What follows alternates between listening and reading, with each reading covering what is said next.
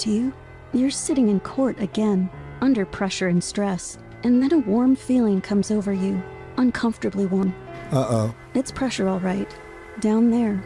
That's when you need Trump diapers. Trump diapers, the elite adult incontinence product for owning libs on the go while you go. Trump diapers contain a comforting, patent-pending fiber that's the ultimate in pulling fluids from your delicate orange skin. I always look orange. With Trump diapers, you can sit all day in luxurious comfort, whether you're busy ending democracy or just rage posting on social media without consequence. Trump diapers let you spread Russian propaganda all day in dry comfort.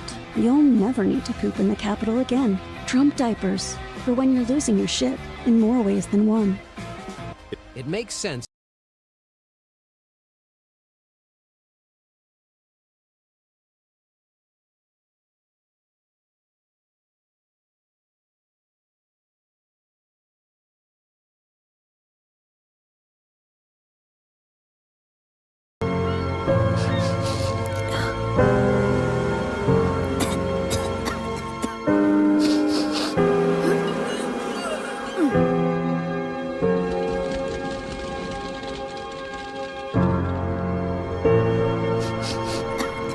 Claiming the former president smells bad. The tote has a distinct smell. You guys it's loving like this or what? body odor with kind of like a scented makeup product. Donald, is that you? One day,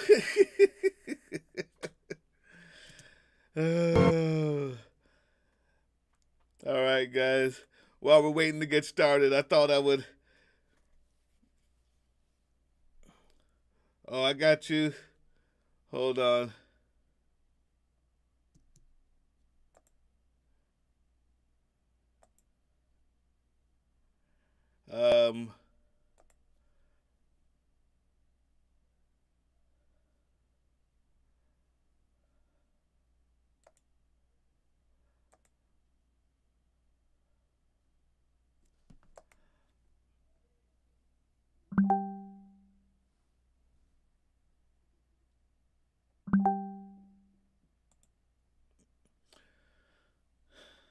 Yep, I see you, Laura. I'm just trying to do it so not everybody else can see it. 1 second.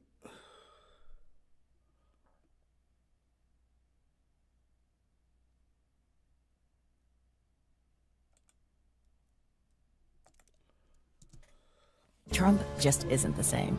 You're noticing it now, aren't you? You can see it. He's old, sleepy, confused, weak. His jaw kept falling on his chest and his mouth kept going slack. He's not the same man. His energy is gone. No one can deny it. And Putin, has so little respect for Obama that he's starting to throw around. You heard that? You're learning he cares about himself, not us. Sioux Falls, thank you very much, Sioux Falls. We've all had parents who we loved, but who changed over the years. Needed help, needed understanding, needed care. Including Obama. I'll tell you what, you take a look at Obama and take... To you, you're sitting in court again, under pressure and stress, and then a warm feeling What's up, comes over everybody? you, We got some videos for uncomfortably you. warm. Uh-oh. It's pressure, all right. Down there. That's when you need Trump diapers. Trump diapers, the elite adult incontinence product for owning libs on the go while you go. Trump diapers contain a comforting, patent-pending fiber that's the ultimate in pulling fluids from your delicate orange skin. I always look orange. With Trump diapers, you can sit all day in luxurious comfort, whether you're busy ending democracy or just rage posting on social media without consequence. Trump diapers let you spread Russian propaganda all day in dry comfort. You'll never need to poop in the Capitol again. Trump diapers, for when you're losing your shit in more ways than one. it makes sense. You gotta love that, guys. I got some more for you.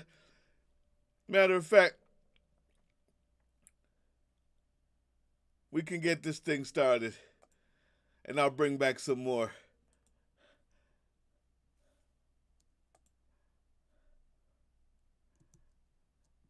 Oh, all right, here we go. Here we go.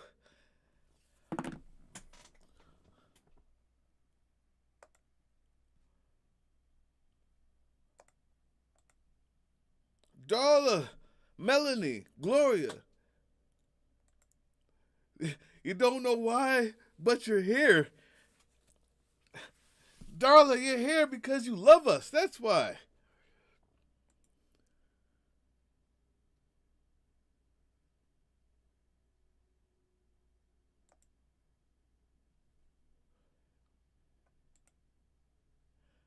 Right? Darla, you're here because you love us. Melanie, you're here because you love us. Gloria, good to see you again. And you're also here because you love us. That's what it is. Now, I got to make sure I get to join the audio with the illustrious and the illuminated, the well-informed, the intelligent Laura Malcolm is with us today. As usual, on Thank Goodness, Thank Ganja, it's Friday. Thank Ganja, it's Friday. And this is one of those weeks, people.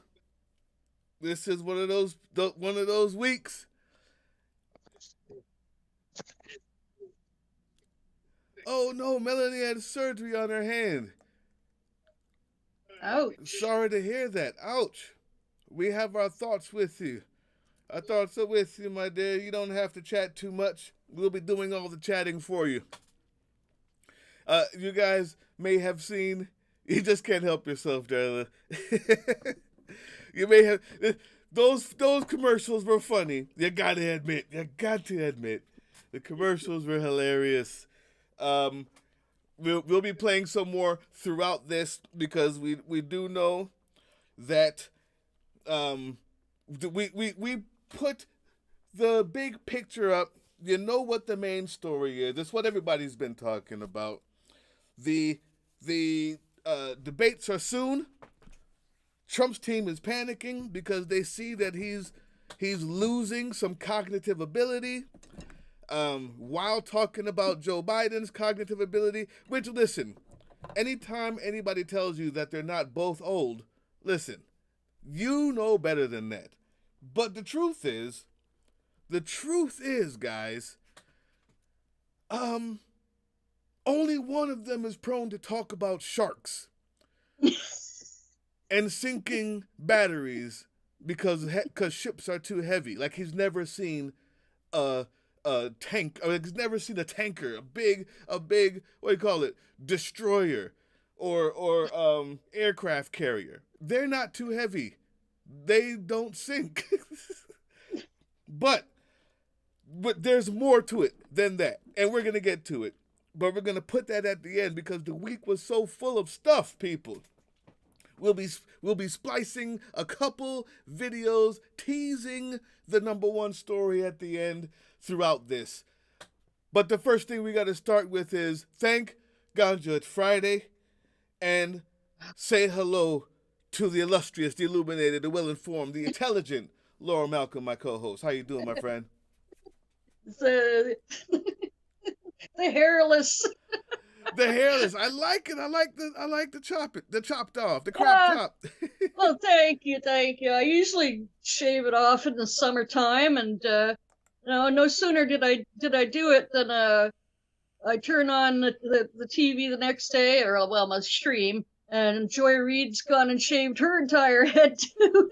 Oh my gosh! So she and I are going edgy this summer, neo-punk revival stuff. I like it. You're going edgy. I'm going militant. I got my very special hoodie on today, even though it's hot. We got W.E.B. Du Bois. We got Marcus Garvey on here, right? We got Dr. King on there. So you're in good company. We're in good company today. We're in good company. It's a lot of edge going on, a lot of militancy going on. And usually, I promise you guys, I said I wasn't going to rant last time and ended up ranting for an hour. This time will be more fun. Hopefully.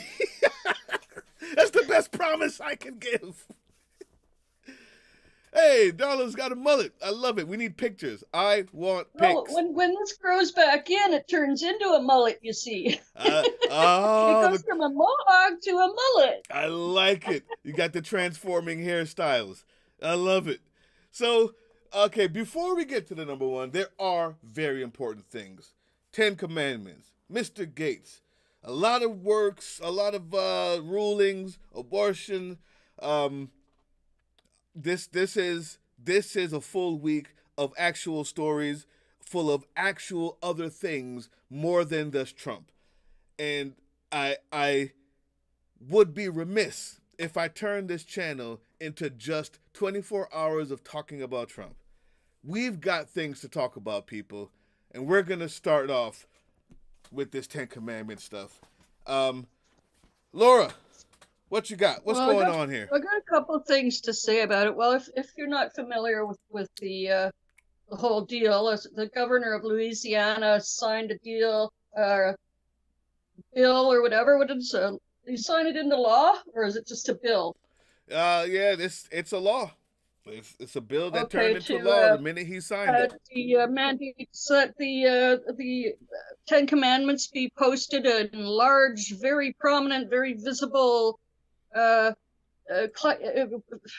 poster size or whatever in every public classroom.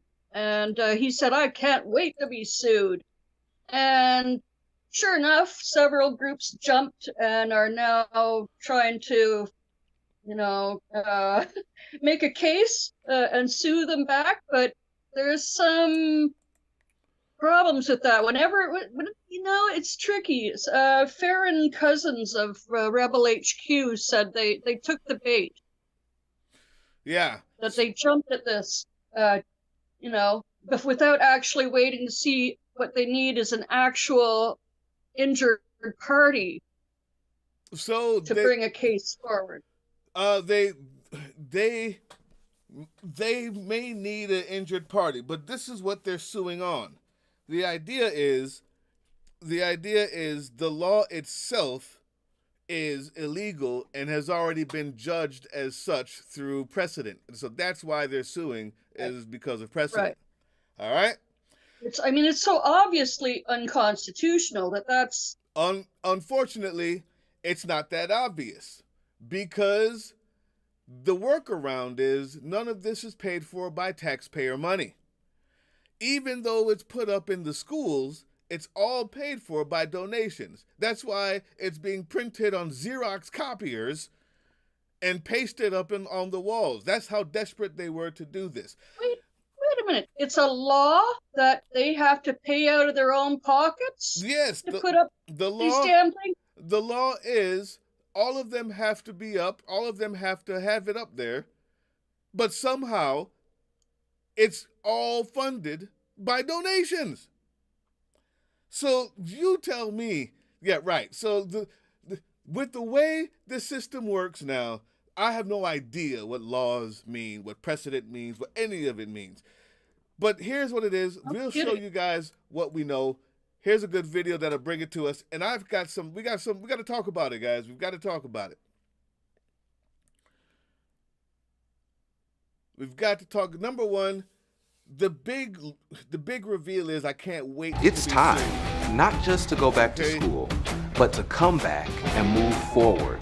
The Republican Party has turned into a party of grievance and childish antics. I can't wait to be sued, because now being sued, being charged, being under arrest, being against the grain, saying bad words and throwing up the middle finger is now credence. It's now street cred in the Republican Party. It's turned into a schoolyard of bullies. And so everybody's trying to do everything they can to be the worst, to be the most hated, because that's how you get up in the world in Republican Party. Let's just see what they're talking about with this law. We'll discuss it. Friends, tonight Louisiana is the first state in the nation to require all public schools to display the 10 Commandments in every classroom. Governor Jeff Landry signed that bill into law today, but it's coming with some challenges. Dion Guillory is here to explain. Dion. Elizabeth, some say the new 10 Commandments law is unconstitutional. Governor Jeff Landry said before it was passed, quote, "I can't wait to be sued." But tonight, several groups are giving him that wish. Watch this. Because if you want to respect the rule of law, you got to start from the original lawgiver, which was Moses. That's right. Amen. Governor Jeff Landry on Wednesday signed into law House Bill 71, requiring the display of the 10 Commandments in classrooms in every public school. The bill's author, State Representative Dodie Horton, sitting next to him during the ceremony. We're so blessed to have a governor. It was no guesswork. We knew we got it to him. He would sign it. This is what your kids could soon see in their classroom. The posters are not supposed to be any smaller than 11 by 14 inches. The commandments are supposed to be the center focus of the poster in readable font. And these will not be paid for with taxpayer dollars. The money is coming from donations. There it is. Signed a law that has money paid for by donations. People, good and decent people of YouTube, Gloria, Darla, anybody else watching, Melanie. Here's the deal. They used to say that the left was all about virtue signaling. Now, that's exactly what this is.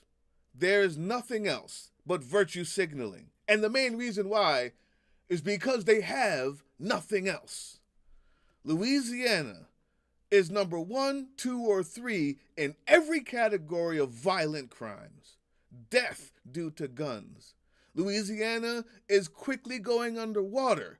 And they're one of the worst as far as pollution and pollution law. Louisiana is doing the best they can to disenfranchise every black and poor white voter. Louisiana is at the forefront of everything wrong and bad. Louisiana has the lowest wage rate. Louisiana has some of the highest unemployment rates. Louisiana has nothing to offer anybody but 10 Commandments printed on paper and claps that mean nothing.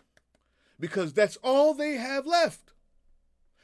Every dollar that has been paid through taxes don't go to the teachers or the schools.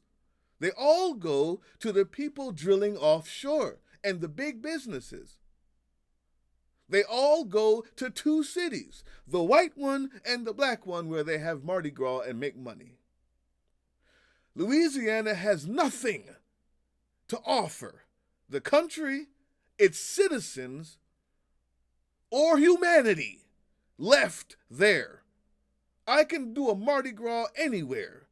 Half of the land that Mardi Gras is represented by, the history of it, is underwater. The other half of that land is locked up and boarded.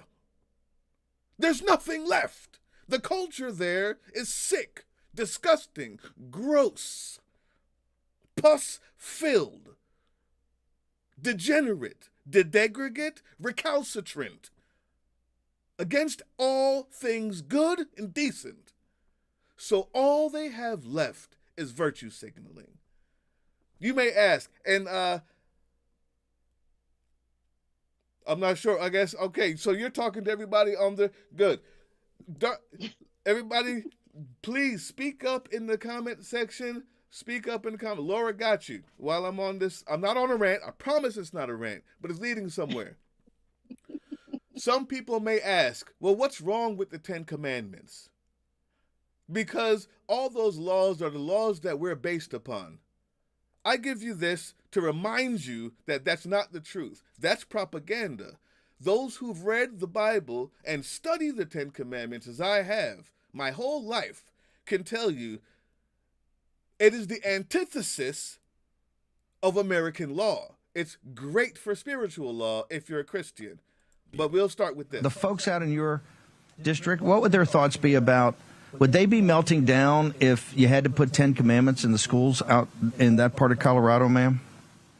Certainly not in rural Colorado and in Colorado's 4th district. I think that this is something that we need all throughout our nation. And I'm so proud of Governor Jeff Landry. He's a wonderful man, a great friend of mine, and I'm glad that he's in that position and taking action because we need morals back in our nation, back in our schools. And if there's anything that we are going to present in front of our children, it's going to be, it should be the Word of God, because this is the one truth that is never going to change and never going to leave them. It's not some woke fad of the day that you can get canceled for believing in 10 years from now. So I don't think that it's bad to have something that says honor your father and mother so that you will live a long life. That is the first commandment that has a promise attached to it. I don't think that it's bad to teach children that adultery is something that you should not do. And also listed in the 10 Commandments, thou shalt not steal. And maybe the left and some of these politicians are having a meltdown over having that right there listed in our classrooms, thou shalt not steal, is because government hates competition. Ooh. There are 10 commandments, people. They listed 3 of them. You know why? Thou shalt not steal, that's great. We already have that law. Honor thy mother and father. What if your mother and your father are abusing you? What if they're molesting you? What if the only place you can go to get rid of your mother and your father and stop them from hurting you is the school counselor? There was a time in American history where preachers told the children that they had to take it because honoring the mother and the father was more important than their sexual decency, than their virginity, than their happiness. That happened here. It wasn't until we realized that you cannot judge secular actions with biblical law. Because in the Bible, those laws are also meant for the parents to also be following. But many kids and wives were shamed from getting divorced. They were shamed from going to their school counselor or police officer and say that my mom and dad are doing this to me. The preacher would tell them, honor your mother and your father. It's not that bad. I don't believe you. But here's what's more important. That's just a by the way. You know why they only choose to tell about 3 things? Because many of you, like everyone in America, have forgot what the 10 Commandments actually say. You tell me where this belongs in our law. Let's look at all 10. Thou shalt have no other gods before me. So the Jewish, the Muslim, the Hindu that goes to that school now has to see that on their chalkboard. That's why it was illegal to begin with, because in a public school, it's run by the state. It's given to you by the state. Your taxpayer money pays for your child to go to that school. It's a right, not a privilege. That was decided on in the Supreme Court. Public school is a right, not a privilege. Now, as a right of every American, you also do not have a state religion. Congress, and that means all Congresses, state legislatures as well, cannot enforce a state religion. But when your Muslim child goes to school, when your Hindu child goes to school, and God forbid, when your atheist child goes to school, the first 2 commandments he sees that they don't talk about, which is funny because they're the first 2. I am the Lord thy God. Number 1. Thou shalt have no other gods before me. The next one, thou shalt not make unto thee any graven image. What part of the state-run public school does that commandment belong in? What part of our laws does that commandment belong in? When these people say things like, well, we got to start at the beginning, the one who created law, that's where we get our laws from, that's a lie. It's a flagrant, bold-faced, rat-faced lie from the depths of hell. They say that because Christians feel good when they hear that. That law was not made for secular people. That law was made for religious people at the temple. It's a moral law. It's not the law of the land. Thou shalt not take the name of the Lord thy God in vain.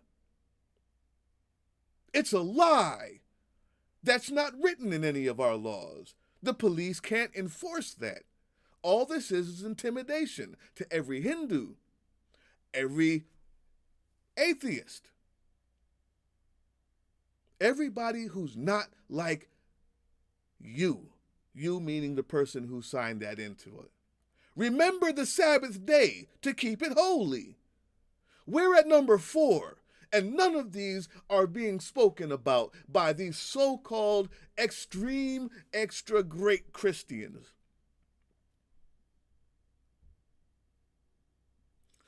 Thou shalt not steal is way down on the list. They skipped every other one that is the antithesis to American law in order to get there. This doesn't belong on any state property. This is intimidation. This is flagrant intimidation. How dare you? How dare you? I'm a Christian, and I believe in every one of these laws. How dare I put this on a state building to intimidate other people so that they know they're wrong and going to hell? Honor thy mother and thy father. I told you what's wrong with that. That's why we don't have that law on the books.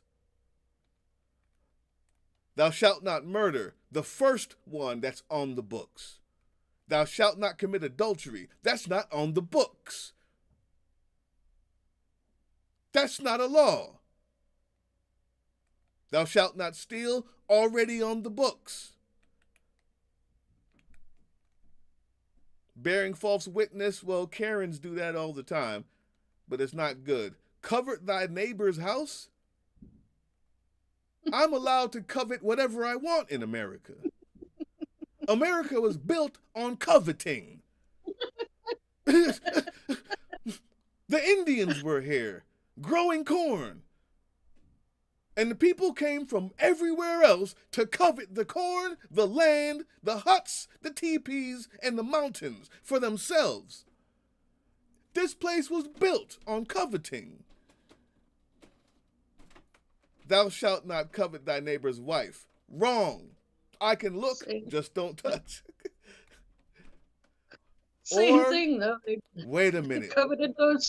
They coveted those slave women and those native women, boy. No, well, guess what? I was going to get there. You said it before me. Because written in the 10 Commandments, Christians, that's why we have to read, thou shalt not covet thy neighbor's wife or his slaves or his animals of thy neighbor.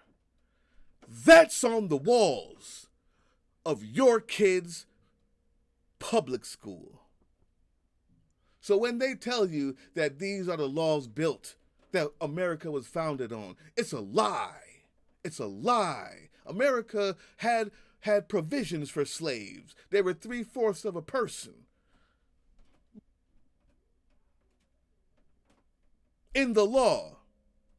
And this tells you that it's okay to have slaves. It's just not okay to covet them if they're owned by your neighbor. That's on the walls of your child's school in Louisiana, where your Isn't high that school breaking- dropout rate is high. Go ahead. Isn't that breaking their own rule about a mention of indecency anywhere? The entire Bible breaks that rule. That's why when they put it down in Florida, somebody sued and won. They sued and won to get the Bible out of the class because of incest, debauchery, slave ownership, indecency. So right, Gloria. Remember when Carter was dragged through the mud because he said he had lust in his heart? Yeah. Those are the Lust 10 in. Commandments. So when they tell you, our laws are built on this, you can just Google it. Give them. And the one of them that is on the books is the one that Boobert's son is broken. He's a little larcenous bastard. He still can't find a lawyer. Jeez, and what her ex-husband is just about to wear his new ankle monitor of the month for something else he's guilty of. I don't forget what. Oh, you need a whistle for that. All of them. All of them. And that's the point, people. So here we go. No more ranting. The point is, you may have forgotten. It's easy. The 10 Commandments sounds innocuous. The 10 Commandments sounds like it's not that big a deal until you read it. People, Christians, we have this thing where we believe that because we believe that it's good, it means that we think it's good for everybody. But we've never really read the entire Bible and realized that it takes interpretation to even be able to call it good. The amount of death and destruction that's in it takes some illumination. My Bible teacher, one of my favorite of all time, we had so many discussions, so many really fruitful discussions, was the first one who said, the Bible without illumination is just another dirty book. You have to understand where it comes from, the Greek, the Hebrew, the time it was written, who was written for, the meaning. You have to be illuminated. It's one of the greatest books written in history. But without that context, it's like reading German. It can be misinterpreted to mean anything you want if you don't have an understanding and aren't fully immersed in it. That's why all you have to do, the Bible says, beware, and everybody who just says, Lord, Lord, may not be that much of a Christian. Doesn't mean they're right. Because once you get people to just believe anything and say things like the 10 Commandments is great. One of the ways Donald Trump won the 2016 election was through the complete embrace of him by evangelicals, both the base and pastors and leaders in that movement. One of the most prominent is a pastor named Robert Morris. He founded a Texas megachurch in Southlake, Texas. Morris was also a speaker while he was in the White House. Here he is in the Rose Garden in 2020, just a few rows behind where then Supreme Court nominee Amy Coney Barrett's family and Trump visiting Morris's church earlier that summer, giving his personal assessment of the man. I want to thank Pastors Robert Morris and Steve Dullen. They're great people. Great people with a great reputation, I have to say that. Great reputation. And Gateway Church, the team has been incredible in hosting us. And I'd now like to ask Pastor Morris and Bishop Jackson to lead us in prayer. Well, Robert Morris just resigned from his church following allegations that he sexually abused a child. In a statement to an evangelical news site, Morris said he was involved in an inappropriate sexual behavior with a young lady. Those are his words. He didn't mention that the young lady in question was a 12-year-old girl. He admitted to molesting a 12-year-old child. He won't be in jail. You know why? Because instead of reading the Bible or calling on our knees to God, We have put our faith in bullshit. We've put our faith in paper commandments on the wall.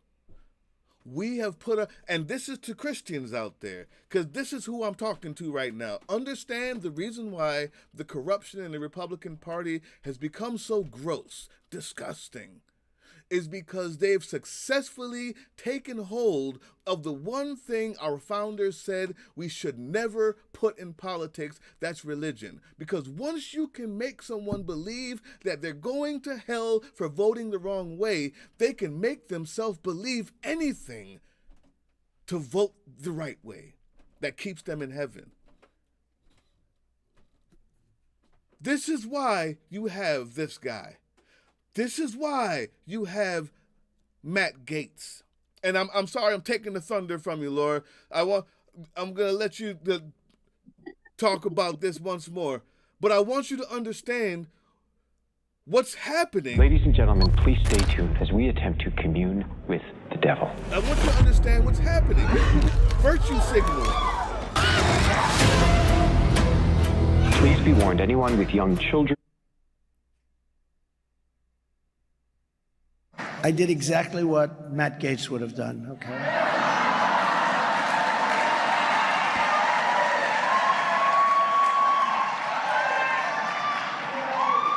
Except he might have been a little bit more violent about it. Yep, engaging in sexual misconduct and illicit drug use, accepting improper gifts, dispensing special privileges and favors to individuals with whom you had a personal relationship with, and seeking to obstruct investigations into misconduct. That sounds about right. A House Ethics Okay, so there's more to the story. All I'm doing is giving you the flavor. All right, Gloria. All right, Darla. All right, Melanie. Here's the point. Here's the point. The minute you put up those 10 commandments in school and you tell people that this is the way to go, you tell people that they're not allowed to believe what they're supposed to believe at home, what their parents told them, you tell them that you intimidate them into believing that there's hell or heaven and there's only two ways and it's my way or the highway, you can make them do anything because their end of their life, their eternal life is at stake. So they will make excuses for child molesters, sexual abusers, and those people will use that against them. That's why we don't mix church and state. It is too easily abused. I would love to talk about what's happening with Matt Gaetz, Laura. What's going on there? Well, I guess the Ethics Committee is reopening his previously dormant or sidelined look into his alleged acts of paying women or underage women, girls, for sex. Now there's some new witnesses' statements, and they know her age at the time. I think she was 16 or 17. 17.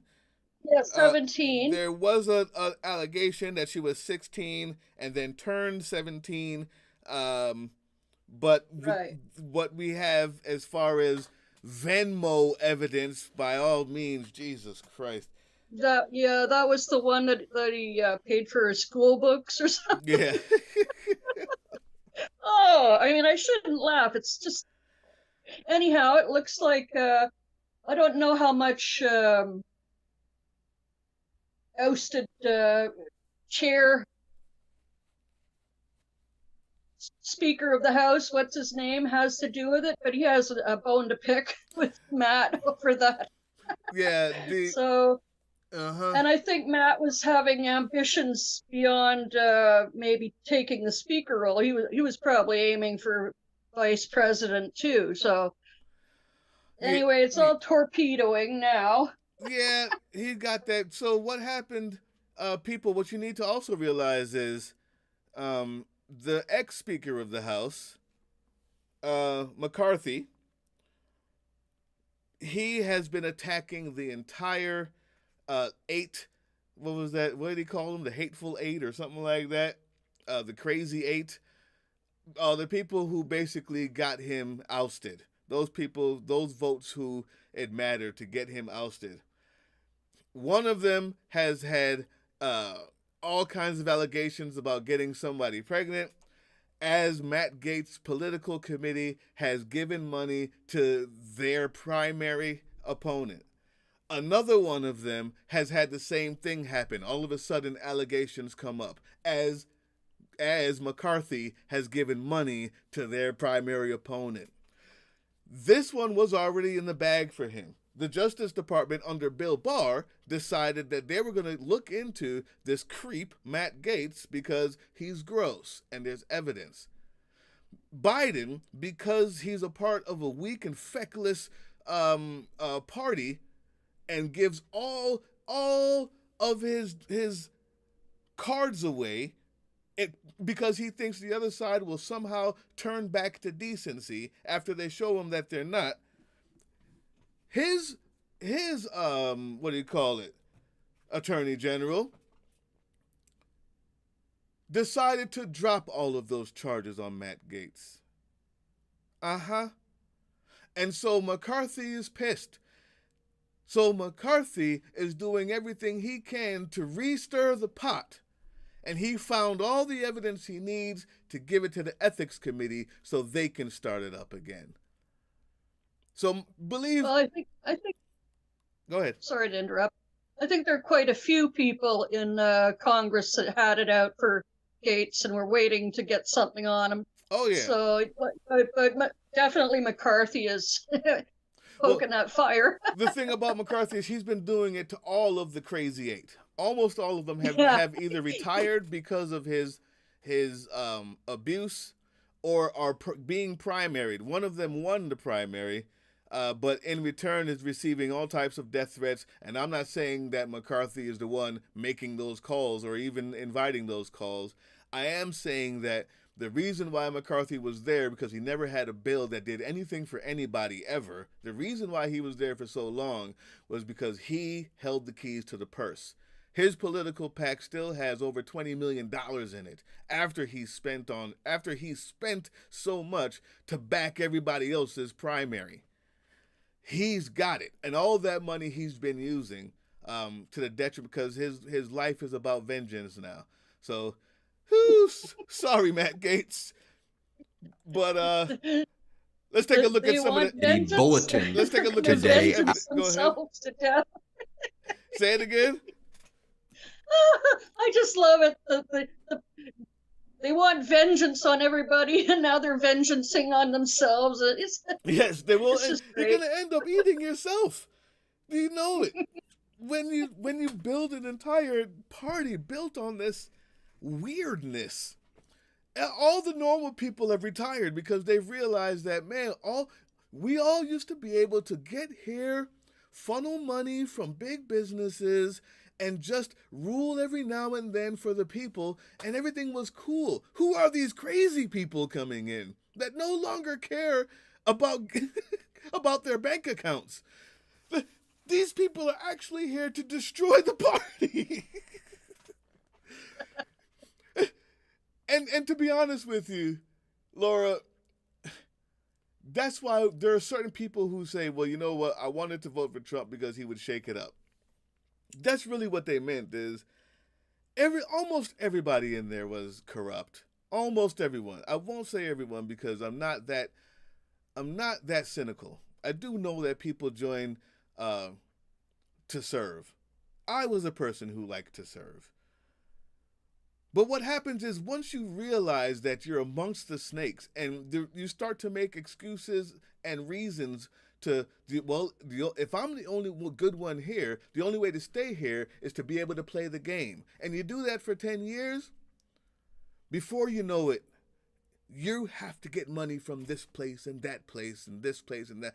So we've had a lot of corruption, and people saw it.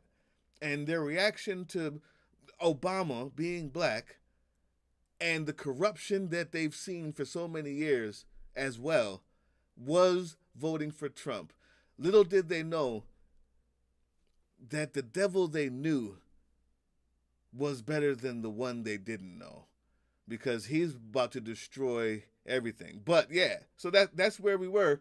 And all these other people, the Lauren Boeberts, the Matt Gaetz, they're not just about, they're about crowdfunding. So they don't need the big companies to make money anymore. They need tweets. So now the new fund, the new way of the new economy in the Congress is who has the wildest statements, the dumbest ideas, the biggest elbow to the head, right? Who has the craziest moment that they can tweet about. That's how they raise money now. Their investigation into Republican Matt Gaetz. And that, of course, was a video of Donald Trump. And there are so many like that of Donald Trump praising Matt Gaetz. I just want to get to the facts so we all know them. Police, upon receipt, statement regarding the matter of Representative Matt Gaetz, June 18, 2024. This is an important update into the ethics investigation of Matt Gaetz's misconduct. Pursuant to Committee Rule 7, the Committee on Ethics determined to release the following statement. On April 9, 2021, the committee announced it had initiated a review into allegations that Representative Matt Gaetz may have engaged in sexual misconduct and or illicit drug use, shared inappropriate images or videos on the House floor, misused state identification records, converted campaign funds to personal use, and or accepted a bribe, improper gratuity, or impermissible gift in violation of the House rules, laws, and other standards of conduct.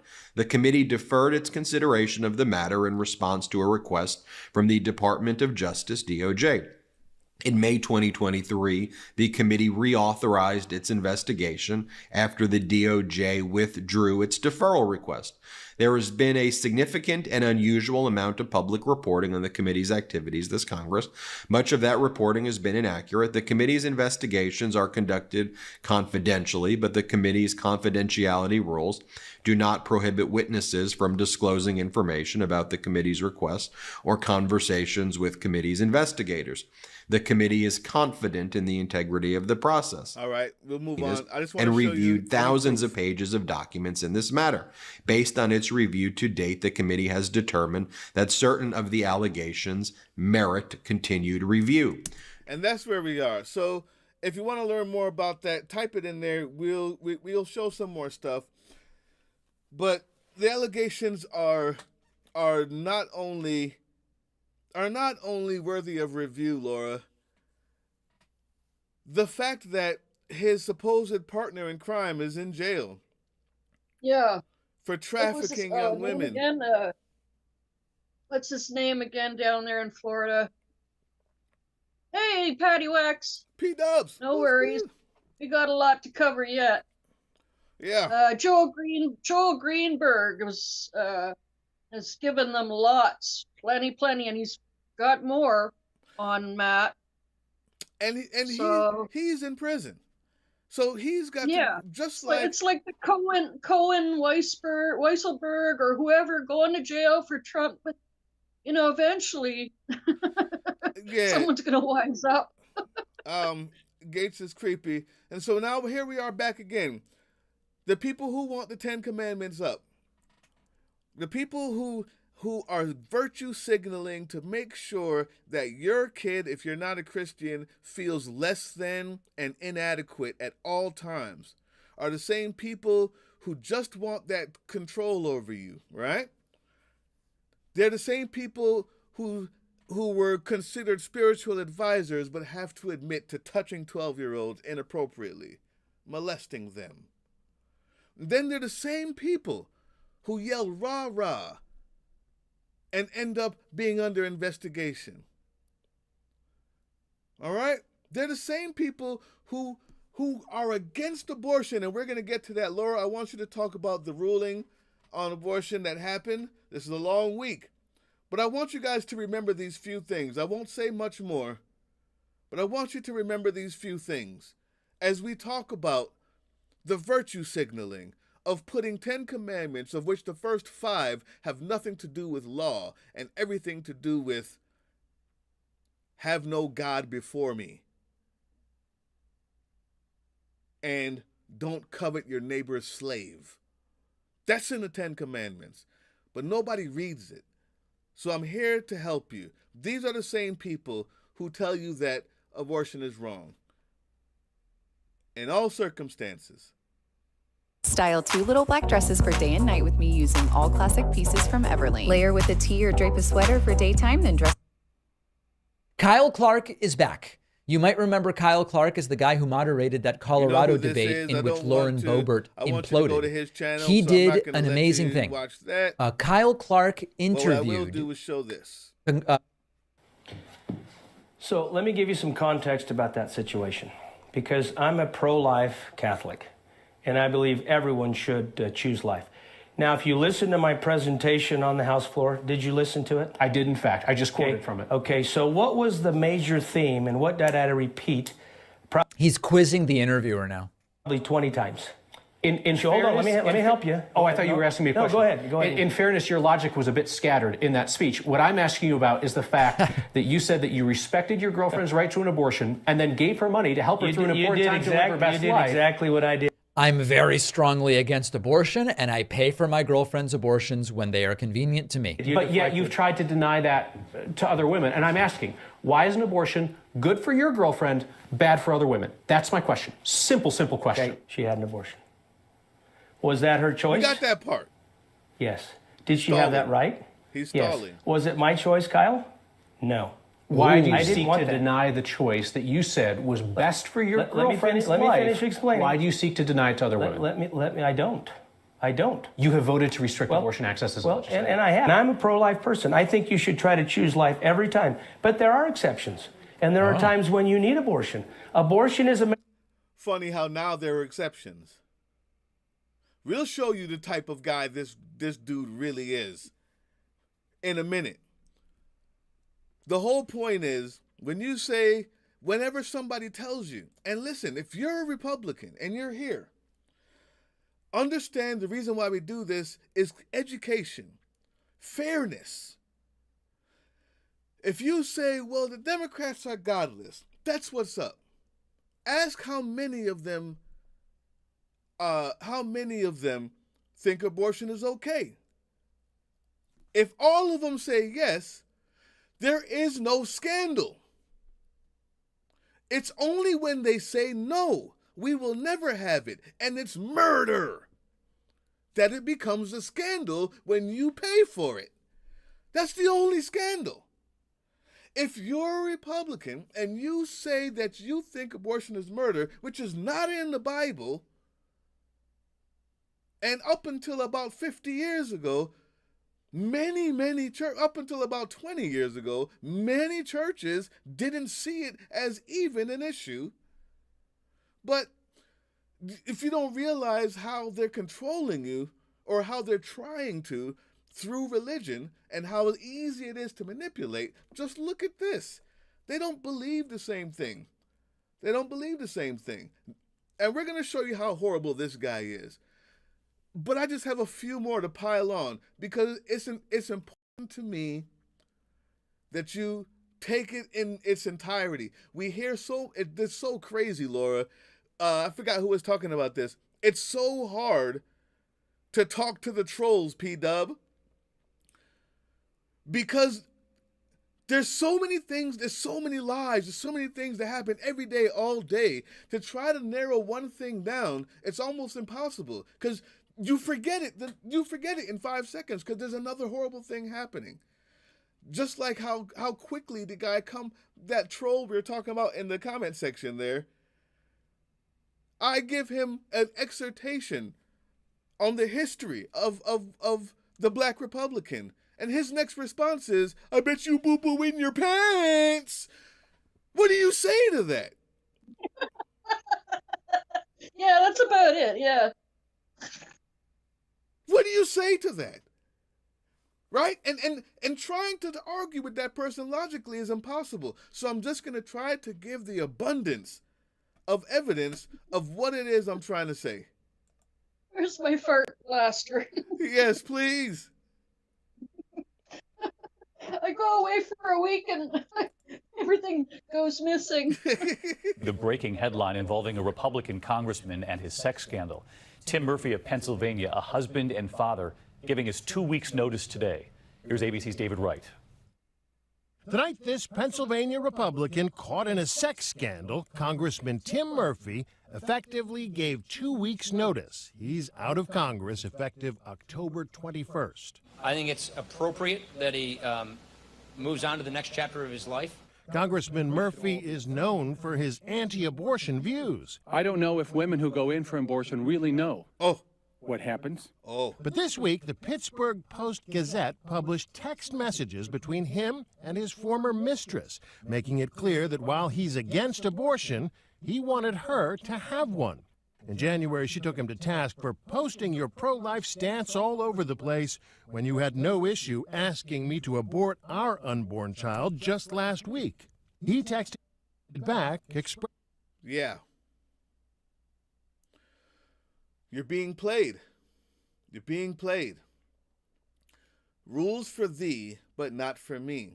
They are not here to represent you. They bring up abortion and have made it a big-time issue so that they could rule you. That's it. They're not here for you. If you're a Republican, I know many of you aren't who are here. If you know one, send them this. Remind them that they're using these divisive issues because they want to control you. And what happens is when they actually caught the car, Laura, right? When they got rid of the decision, Roe versus Wade, all the Republican women in the states that are trying to get rid of it realized that maybe I didn't really want that.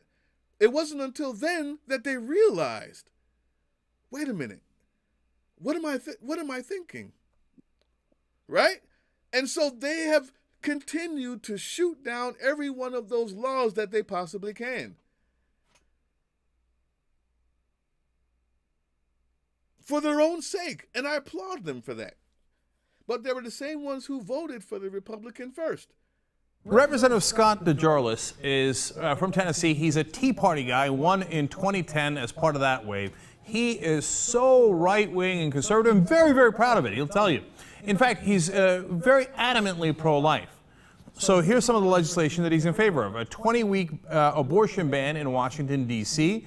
He's passed several or voted for several measures to end public funds for Planned Parenthood. And he thinks there should be no taxpayer funding for Abortion Act. And that is, of course, a nonsense bill where they pretend that we're funding abortions when we're not. So clearly pro-life. But not just that. The National Right to Life Committee gave him a 100% score, as pro-life as it gets. In fact, he himself says it. Quote, I have been a consistent supporter of pro-life values. Human life is sacred, and taxpayer funding of abortion is counter to the values of a great many Tennesseans hold. Okay? I mean, this guy is pro-life. Every life is sacred. Sacred. Unless, of course, he knocked up his mistress, which is what happened about a decade ago. Turns out he is a serial philanderer, as they say, because he has admitted in divorce proceedings that he had at least 4 different affairs. This particular affair happened to be with a patient, Laura. And she happened to get pregnant. So, at least 4 what different did affairs. Congressman do? And of course, at the time he was not a congressman, he was her doctor. He was her doctor. So oh, God. he recorded him himself, which is amazing. He's the one that recorded this, telling her, quote, you told me you'd have an abortion, and now we're getting too far along without one. What happened? I thought you were pro-life. Turns out every life is sacred, Laura. He's wondering why she hasn't gotten the daggone abortion yet. No. Every life isn't sacred. Every vote is exchangeable, is economical. And every time they say this stuff and they keep you riled up on something they don't believe, they get more power and you give up more rights. I only have one more, and this one everybody will remember. I'm guessing. Oh no. I guess not. Wait a minute. Did I keep it? Oh, please tell me I didn't get rid of this one. He's the best one. Yeah, in other words, guys, it's always rules for thee, not for me. The whole idea of this 10 Commandments thing. Since launching our glass recycling drop-off locations in 2021, Gwinnett residents have recycled more than... Meanwhile, in the background, every single one of them is finding a way to cheat, to screw little girls and boys, to lie, cheat, and steal. Because those 10 Commandments aren't for them. They're for you. They're for you. Because every one of those pastors that tells you you're going to hell because you voted Democrat or Democrats are all evil. No. You guys see it. Yep. Tonight, hear the explosive claim involving the former football star, the Republican Senate candidate in Georgia. The report claims Herschel Walker, who has called for a ban on abortions, no exceptions, allegedly paid for a former girlfriend's abortion. What he's saying tonight and how he explains the alleged check he gave her, and his own son blasting his father tonight. Yeah, you remember Herschel, who gave her the check, then beat her up? He got on stage and said, put a gun to her head. He got on stage and said, God wants me to run. Christ, we believe in Christ, y'all. We believe in Christ. You know, I'm an FBI agent. I'm an FBI agent too. I have all the power. I saw a movie about a vampire and a werewolf. You know, vampires cool, but Christ. I can't talk, but Christ. I put a gun to my girl's head, but Christ. I beat up bitches all the time, but Christ. As long as you end with the 10 Commandments, the virtue signal, the Christ, you can put up a swastika and say, but Christ, and everyone will have to agree. That was the point of this entire segment. That took an hour. Let's go, Laura. What we got next? Well, I mean, they pretty much did when they let in Trump flags in that so-called black church, the church, 180 church with a black congregation that was, infested with these bullshit yelling, fake religious types. I don't even know. Was that even the black church one? I think that was a different church in Arizona. Well, they shouted Trump at the 180. They shouted bullshit at the one in Arizona or wherever, but same kind of thing. I mean, in church, they want to be above. They want to be above the law. They want to be in power and above law of land and man, and they want to be above those 10 Commandments too somehow. Yep. It's all about being untouchable and above everybody else. It's just power. I just want power. And the poor people who listen. There's a book I'm reading, and I can't remember the name of it right now. Oh man. But it's basically about the truth, the power, and the life, or something like that. Where how many actual pastors who saw this coming got ousted from their church because the congregation was mad that they weren't being political enough, that they weren't talking bad about Democrats enough, that they weren't giving them that good home-style feeling where their hate and racism that they stew in all day would be accepted as religious doctrine. And they ousted them. They ousted these pastors. They got rid of them for someone who would tell them what they want to hear. So it's a two-way street. It's a two-way street. Anyway, that's where we are, people. So don't let the Ten Commandments fool you. Look it up, print it out yourself, and then ask. They are doing people are suing. Oh, yeah. It was another thing about mifepristone. I always mispronounce it. Mifepristone. This whole they're leaving it accessible. Have we got to that, or are we finished with that? No. I want to talk about that real quick. Everything else, I promise you, is going to be fast. The problem is that they're just letting it go for now because Comstock Act is in the Project 2025. They want to enforce the Comstock Act, and there's some noise today about this happening already with the mail. Not transport. It's an 1860s law that hasn't been enforced since 1960s.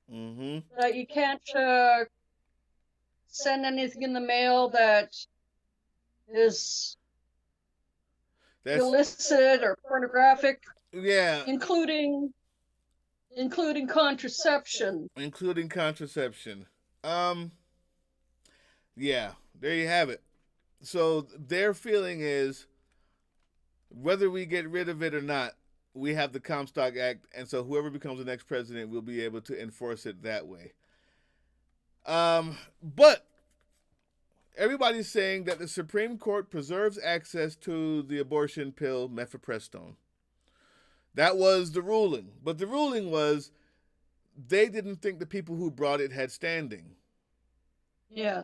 So that's a win for people who would love to still get the abortion pill. And especially since so many states, I think we're up to like 36 that have restrictions, or bigger restrictions. Hi team, we are coming up on a big fundraising deadline, and what you do right now will determine whether we have the resources. I want you lefties to understand that that's not the end of it, and I'm going to show this video, and we'll move on from that unless Laura has something else to say. You can talk about it. There's so much at stake, so let's not let anyone sit on the sideline. Here we go. Watch this, guys, just for a second. This is Michael Popak, and it's time for Legal AF After Dark. The United States Supreme Court, at first blush, has supported a woman's right to use the drugs necessary for a medicated abortion. That's the headline. 9-0, rejecting the lawsuit brought by the Alliance of Hippocratic Medicine, which is a made-up entity that was filed just for this particular lawsuit. But because the court only did it on standing grounds, it didn't reach the substance of the case, the merits of the case. All it is an invitation for another case next term or so to come by so that they can declare that the Federal Drug Administration, the FDA, overstepped its boundaries to allow women to have medicated abortions in their home. That's coming. We explain it all on the Midas Touch Legal AF podcast. Take a listen. Let's talk about this FDA v. Alliance for Hippocratic Medicine case. It was decided on standing grounds, but this is the case where you and I talked about it when originally this MAGA judge in the Northern District of Texas, Matthew Kaczmarek, who's made a lot of rulings like this before, and prior to becoming a federal judge, he worked for a lot of groups that basically wanted to ban all types of women's reproductive rights, and in the most as well. Another case was decided in Washington.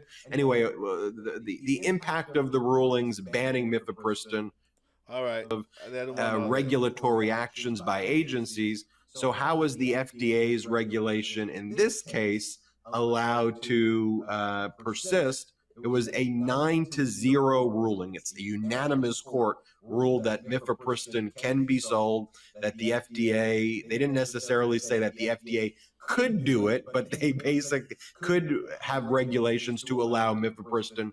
But what the ruling was is that the right-wing groups that identified themselves as pro-life groups, which that terminology I never want to buy into. That's why I say they call themselves that were filing the lawsuits against the FDA, did not have standing to enter the court. So on a technicality ground, the Supreme Court threw it out, but they didn't reach the issue or the merits of the case. So mifepristone can be sold and distributed as it always has, but I'll toss it to you. The Supreme Court seeming, though, to give a somewhat roadmap for future litigants to try to find a way to ban it. Yeah, it's not as great as mainstream media has reported it. 9-0 mifepristone it hasn't been anything.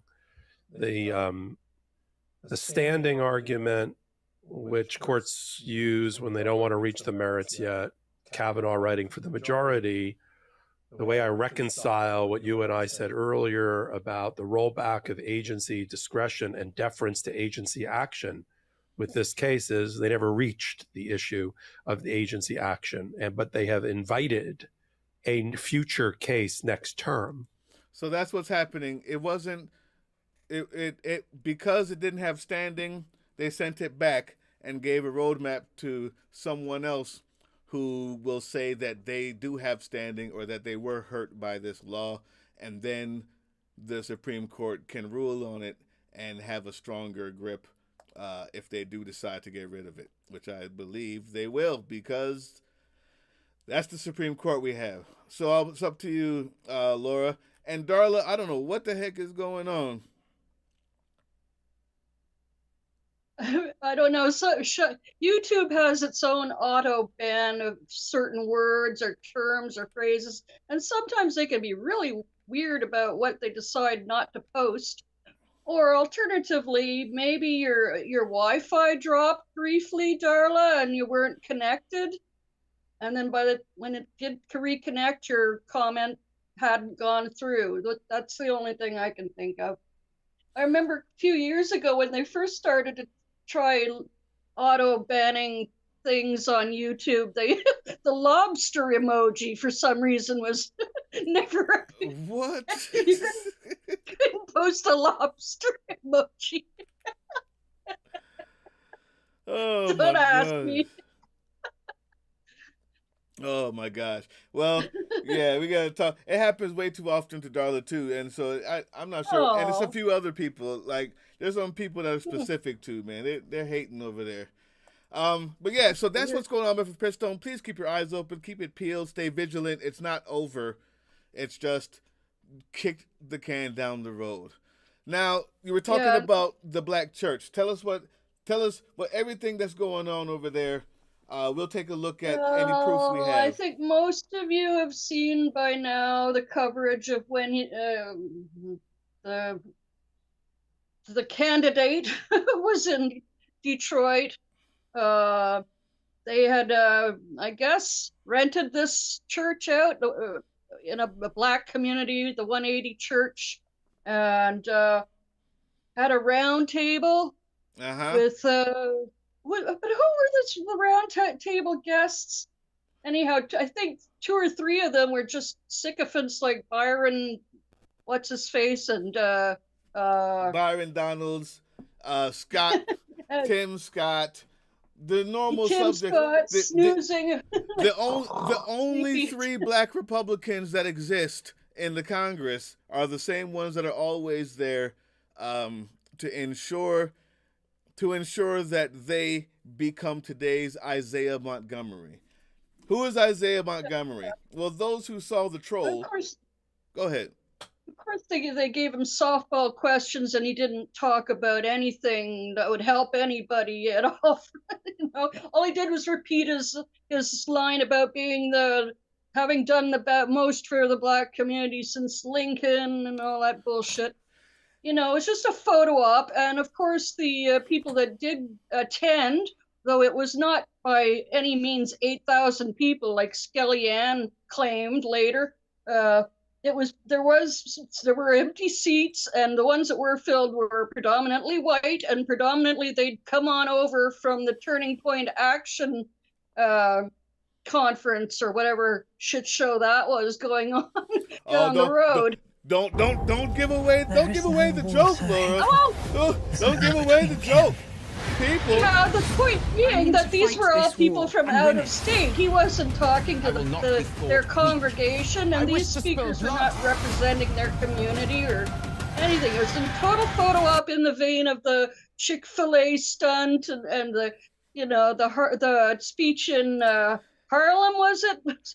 All stunts, all phony, waving at nobody, phony levels. All phony, and the people there are the same black people who show up, who are paid by Trump to be there, or who are part of his staff everywhere.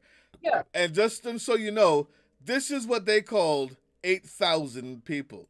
The video, go back a little bit. Go back a little bit. People, look. Okay, all right.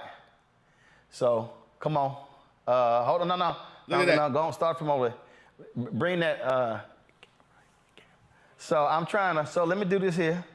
So let me go, I'm trying to count here. He's gonna try to count the black folks in there. So this guy's own parish didn't I'm trying to sit here and count, y'all.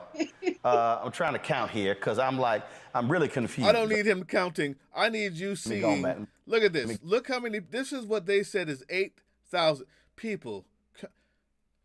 Number one, if that church could hold 500, it would be a miracle from God himself.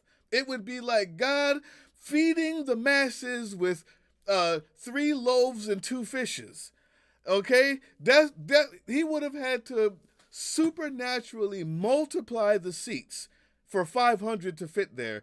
And Trump and everybody else goes out, including Kellyanne Conway. He had 8,000 people at a black church full of white folks. Here's the point.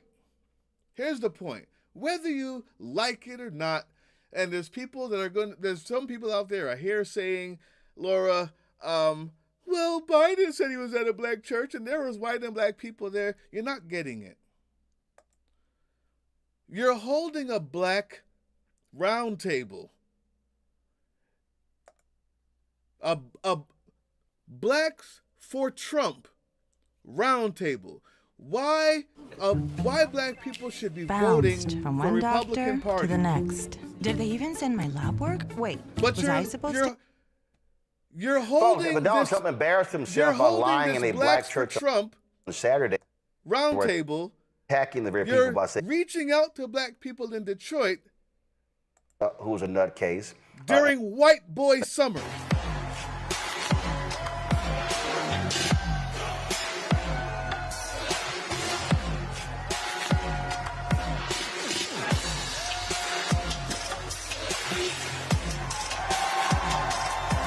There's your outreach.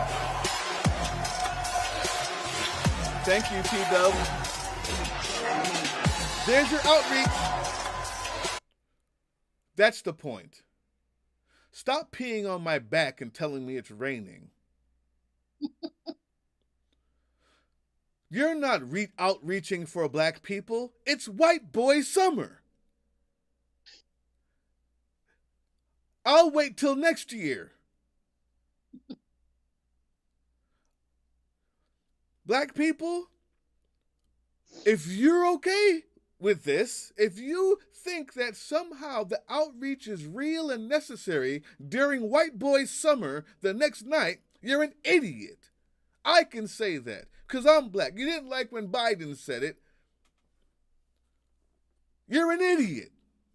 It's White Boy Summer. You didn't see the crowd? You don't see the claps and the cheers as they toss hats and wave White Boy Summer flags?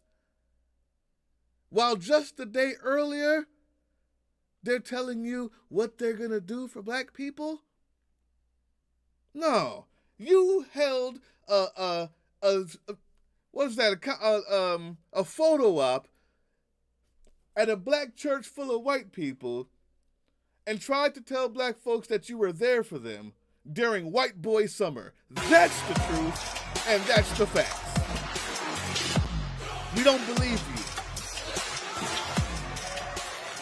And by the way, there's no better way to say White Boy Summer than coming out dancing to black music. I love it.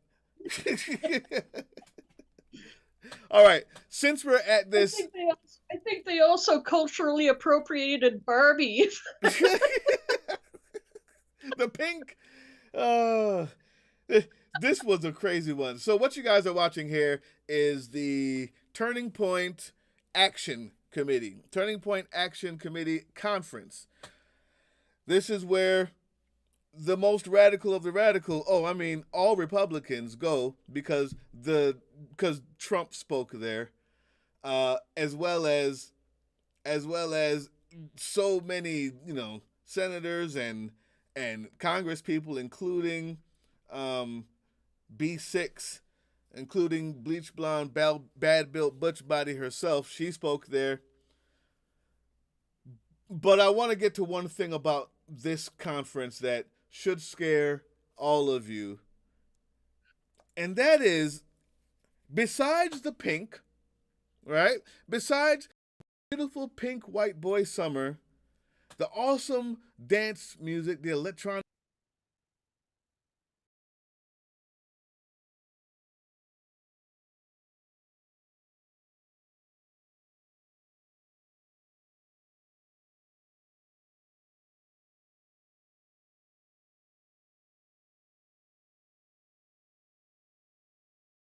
If it is, if you will, is this call. Check this one out, guys. At the same conference. White Boy Summer on its own may not mean as much if I didn't also hear this. Oh, come on. I thought I stalled enough to make you work.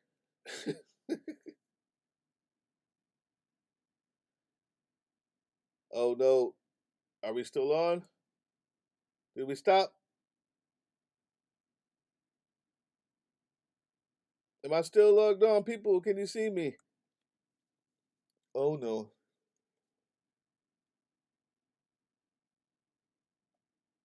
Huh. I think I got kicked off the internet.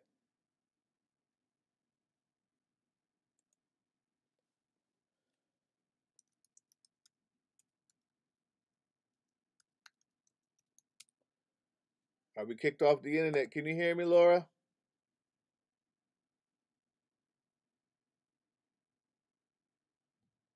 Can you hear me, Laura?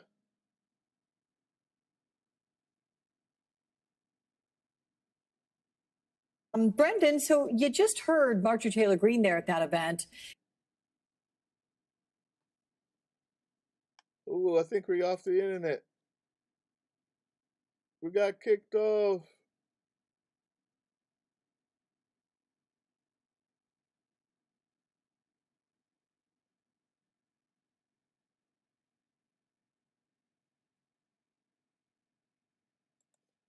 Somebody type in, let us know if we're still on. I think I lost Laura. All right, are we back connected? Can anybody see us? Somebody type and say you see us if we're back on.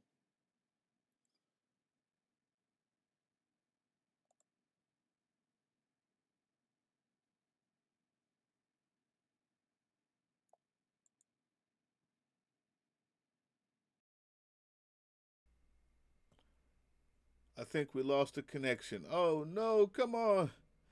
Are you guys still here? Are we back on? P-Dubs, can you hear me?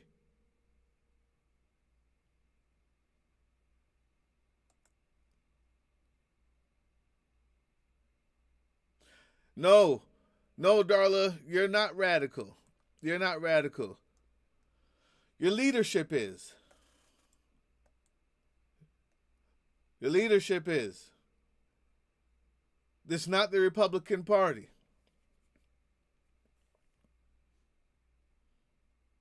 So, here's the problem. Here's the problem. Every single Republican in the House gathered to kiss Trump's ring after January 6th, after 34 convictions, after a civil liable conviction of rape, after all of that, after the lies, after the shark attacks, after the stupidity, after saying he wants to deport every single person and put them in concentration camps. After selling his policies to people who are billionaires and saying, if you give me $1 billion, I'll end all of the climate change stuff that Biden did. While now people are suffering in yet another one of the hottest years of all time. After all of that, every single one, not a few, every single one of the House Republican leadership gathered to kiss his ring. So, here we are. Yeah, I've been talking to him, Laura. I was cut off for a minute, but we're back. And I wanted to make sure that people recognize something. Darla said something that's so important. She says, I'm a Republican and I'm not an extremist. I'm not radical. Unfortunately, the truth is, every single one, not just Boebert, not just Matt Gaetz, not just the one from Louisiana, not just Tim Scott, not just Byron Daniels, not just everybody who said on the debate stage that they would raise their hand, that they would vote for a person who was locked up in prison. Not just them, not just Ramaswamy, not just him, not just half of the entire country who laughs and screamed at lock her up, but now seem to think that everything that's happening to Trump is somehow wrong. Not just them. Not just the one in Texas who said, well, the only reason why we don't murder them coming across the border is because Biden wouldn't like it. Ha ha ha ha ha! Tee-hee! And everyone laughed. You may not be a radical, Darla. Your party is radical. All of the people that are going behind this, that are sucking up to it, all of the people in the states that are trying to get rid of every single piece of the rights of black and poor people by gerrymandering. South Carolina had to go to the Supreme Court to get knocked down. Mississippi had to go to the Supreme Court to get knocked down. Florida hasn't been sued yet. Their gerrymandering worked. I live in Georgia, where they purged 100,000 votes. I'll say it again. I live in Georgia, where they purged 100,000 voters. And maybe 1,000 to 2,000 were actually people who moved and were dead. And the rest of them, we all had to call and figure out if we were still able to vote. Not just Louisiana, not just Texas, not just Arizona, where they're voting in people who are saying the election was stolen. I could continue, but it's embarrassing is the problem. I know you're embarrassed, Darla, so you don't have to tell us that you're not radical. I know you're not radical because you're here. The party is radical. The party is radical. All of them will sell you out tomorrow, Darla, if Trump tells them to do it. All of them. At least enough to win any vote where they live. All of them will vote against your self-interest tomorrow, Darla, regardless of your definition of conservative. The party is radical, and Republicans should be up in arms, disgraced, embarrassed, in the streets, marching against an entire house full of radicals kissing a Cheeto-flavored king god, licking his boots doing whatever he says, denying reality and truth as they ran with their gas masks on as he sicked a crowd of other degregates on them as they hung Mike Pence's statue in eulogy and wanted to murder him in the Capitol while holding Confederate flags. The party is radical.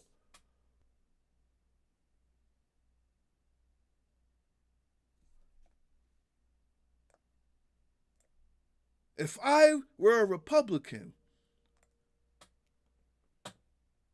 I would be up in arms. What do we have next, Laura? Where are we now on the list? Bannon.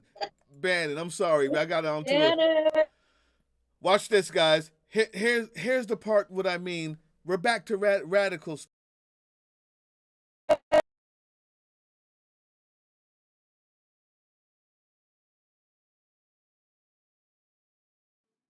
Uh-oh. Something happened to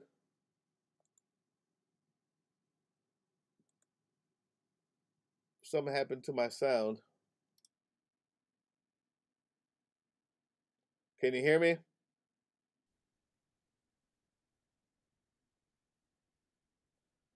Can you guys hear me? Are we back streaming? Yep. All right.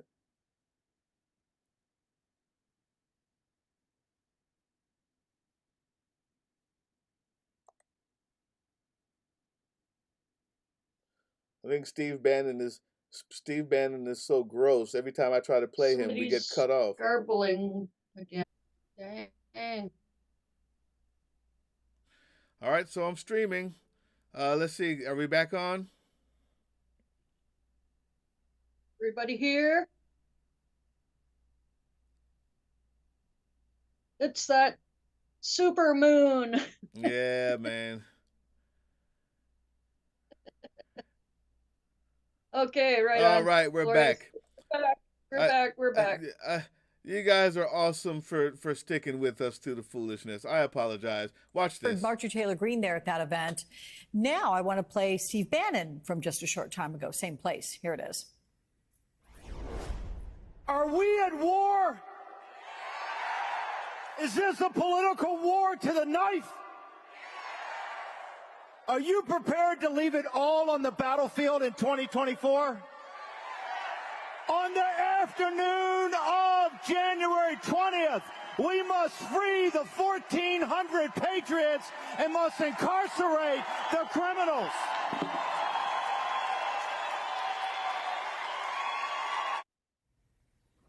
That guy there, he expects to be back in the White House if Donald Trump.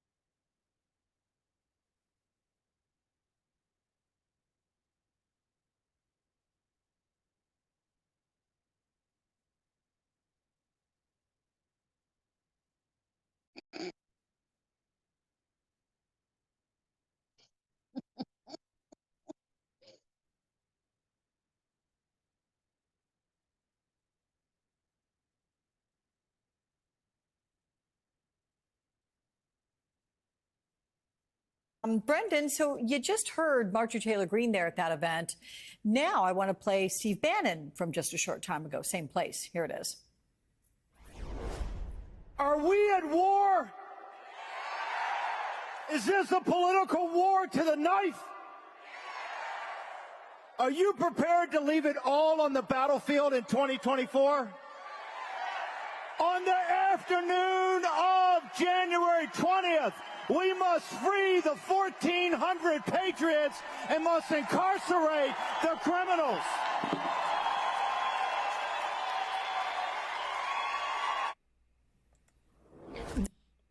Any questions? Bannon isn't even willing to leave it all on the buffet table.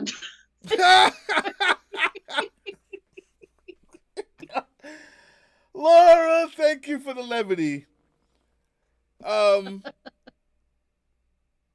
Yeah, it no longer matters. Listen, it no longer matters to anybody who cares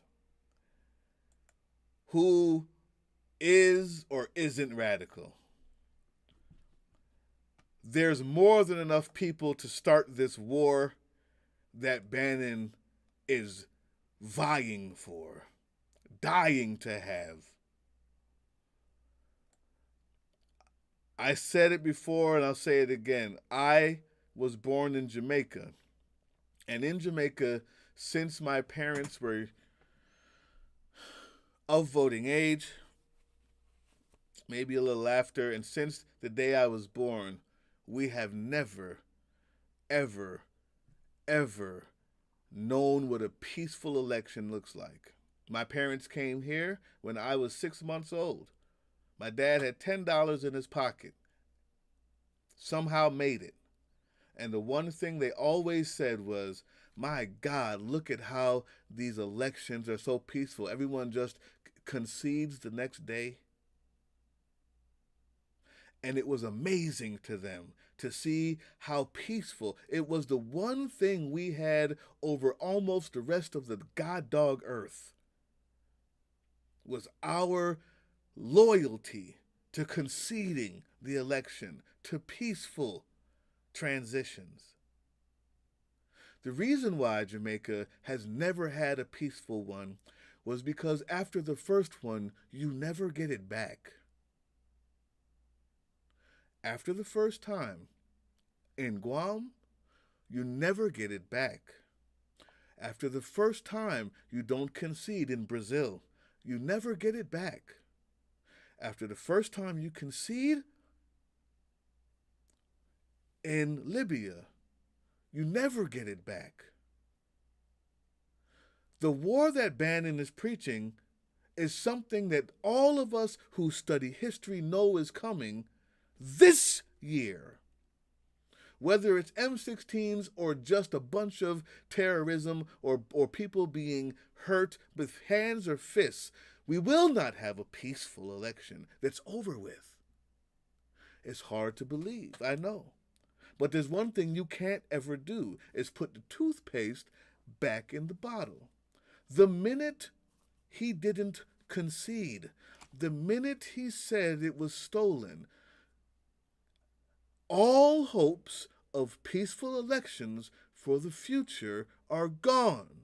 The best we have to hope for is to mitigate the damage every 4 years. You don't believe me. I know. I'm doing my best to warn you.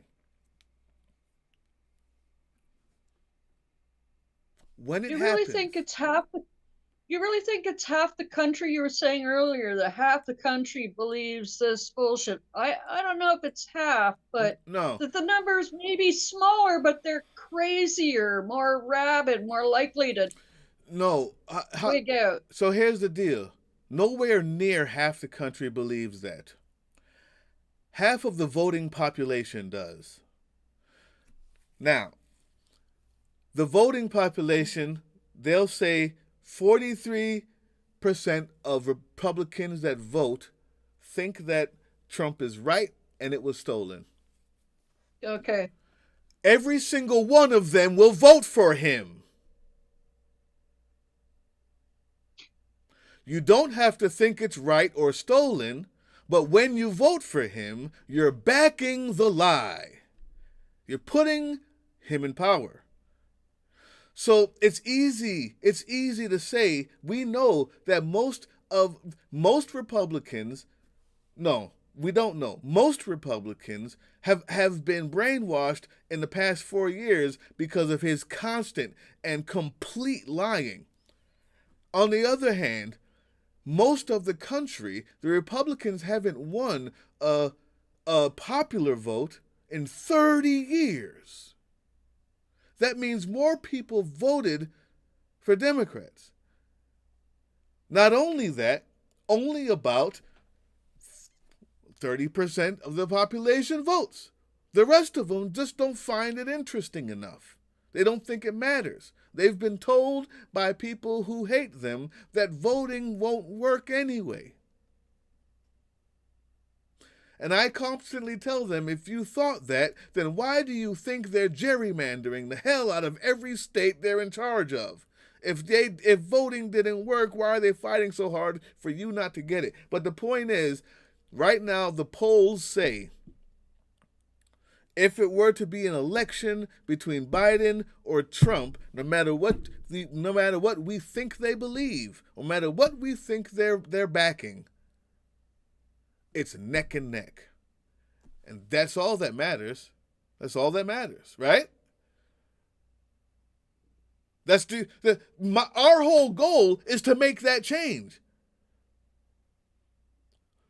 Our whole goal here is to introduce some, what do you call that? When you need to be moving. We need to be rushing. You need to be moving quickly. Urgency. Our whole goal is to introduce some urgency into somebody watching by chance that wasn't going to vote. And if you know somebody who is a Republican and is just going to vote R because they always have before, our goal is to show you the urgency. You can be conservative and not vote Republican this time because you care about your country and decency.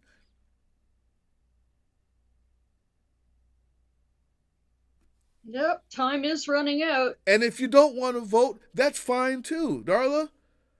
That is a protest. That's a protest against a party that has left you behind for dead, and that will hurt you if you put them in power. That's a protest. But the urgency is there.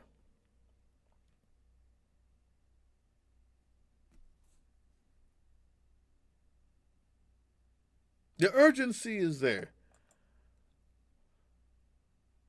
That's the goal. All right, so we have a few more. Let's talk about Judge Cannon real quick, and then we'll get to the big story, the glitches. Unless you want to talk about, I'll let you talk about Cannon because I had nothing to say about it. She's just a bum. Tell us the story, and we'll move on. The who now? Judge Cannon. Oh no!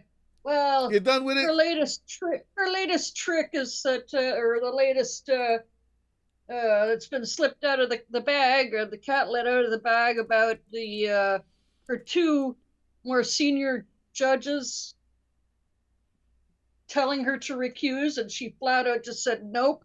Oh yeah, that's right. And I'm keeping it. All mine. Yeah, she should have been recused immediately for lack of experience and obvious bias. And now it's come out that they specifically told her to recuse herself, give this to somebody else with experience, and she just said no. And then she went ahead to have the skiff built at taxpayer costs instead of giving it to the other circuit where they had that facility ready to go. I mean, she's been sticking her everything into this case at every opportunity to his advantage.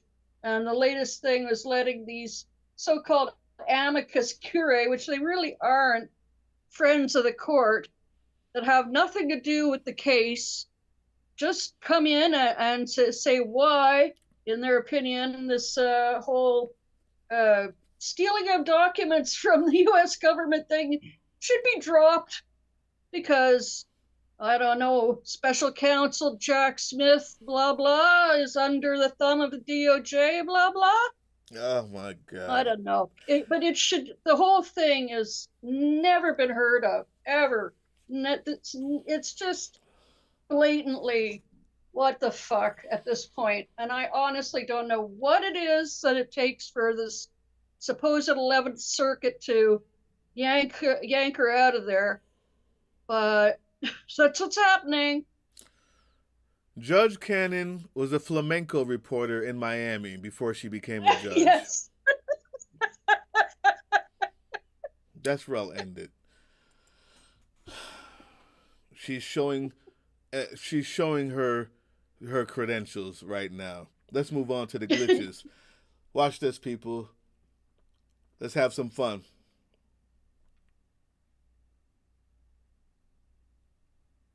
You know what? I think half the problems we're having, Laura, is me having about 1,500 tabs up. Yep, that'll do it. I got like 500 tabs up. All of a sudden, look, everything's moving so smoothly.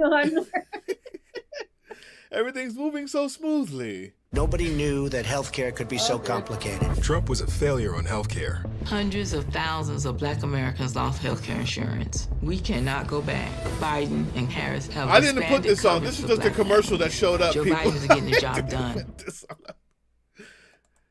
Here's what I wanted.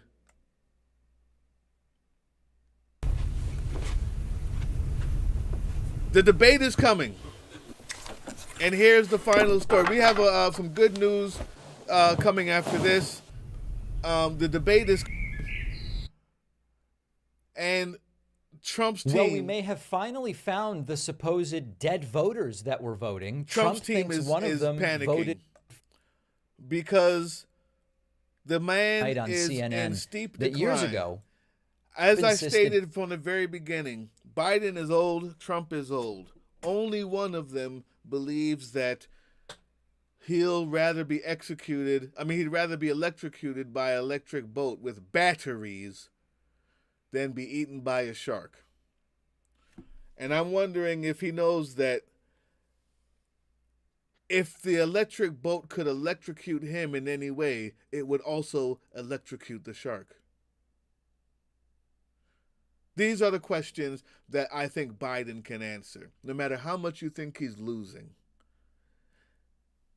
This is what they're confidently that the late Joan Rivers voted for him for president in 2016. There's only one problem with that, which is that Joan Rivers passed away in 2014. And yet this did not stop confused Trump from insisting, no, she voted for me. She did.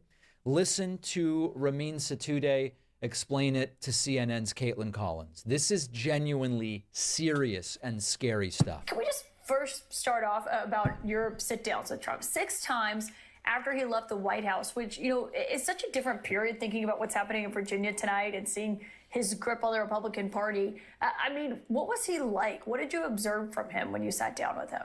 So I interviewed Donald Trump more than any other journalist since he's left the White House. We started in May 2021, and that report you just talked about meandering and confusing is right.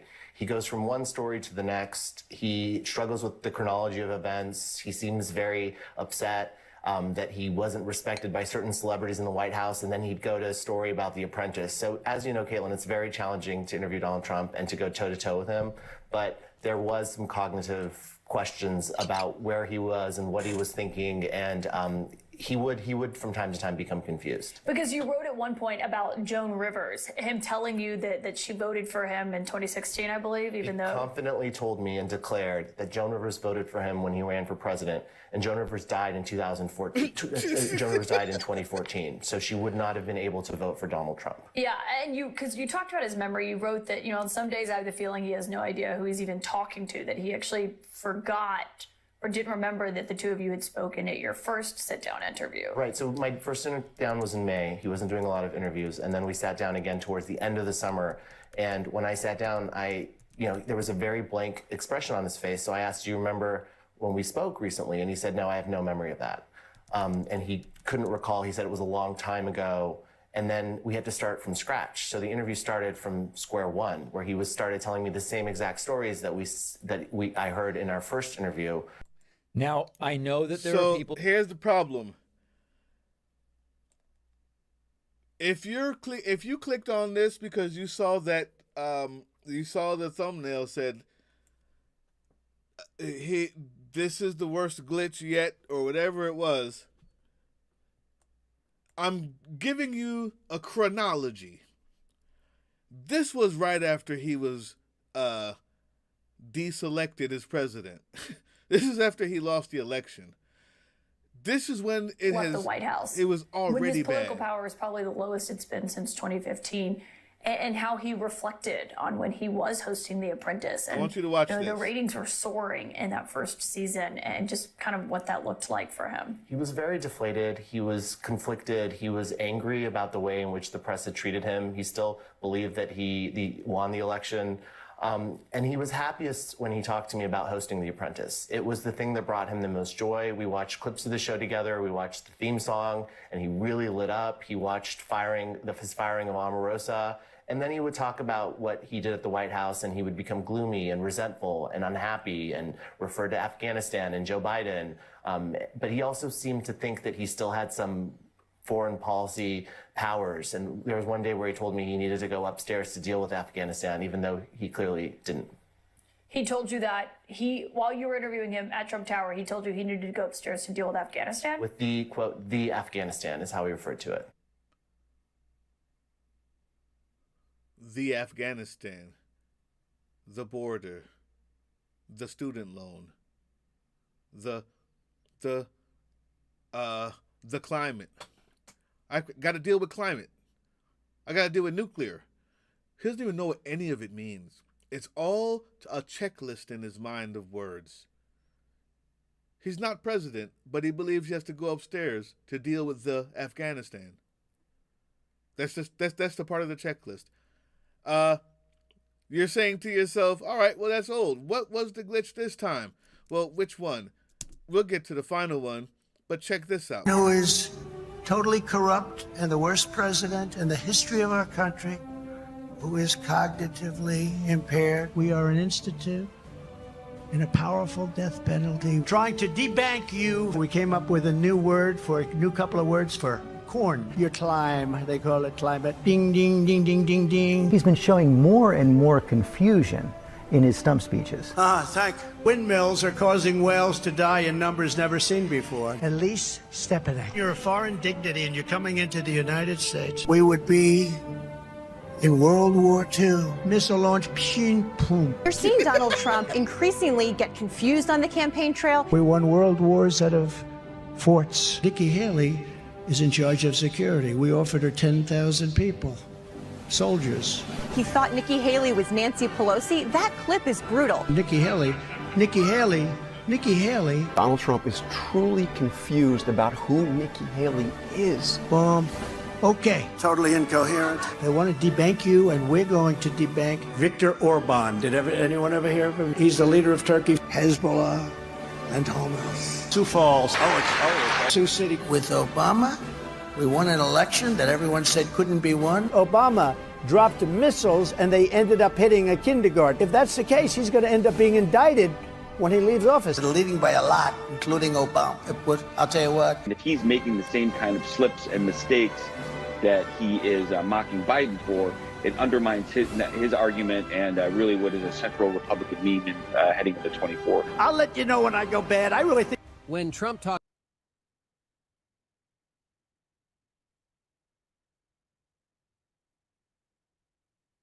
16, you said that. I'm going to surround myself with only the best and most serious people. I have the best people. I have the best people. Your living facilities claim to have world-class service. But there's only one elder care facility that knows how to make you feel right at home. At Mar-a-Lago Assisted Living, we will literally hold your hand every step of the way. Enjoy our complimentary storage space for all your heirlooms, private offices to take meetings and calls, beautiful interior decor, expert hygiene specialists to take care of any weird body Okay, smells. this is a low And blow. I'm just our saying, house-made guys, meals are so they're killing them out here. exquisite, they'll take your mind off everything else. They're killing them out here. But check this out. It gets worse. We're not even at the one yet. We're not even there. I'm just giving you a chronology. They are panicking.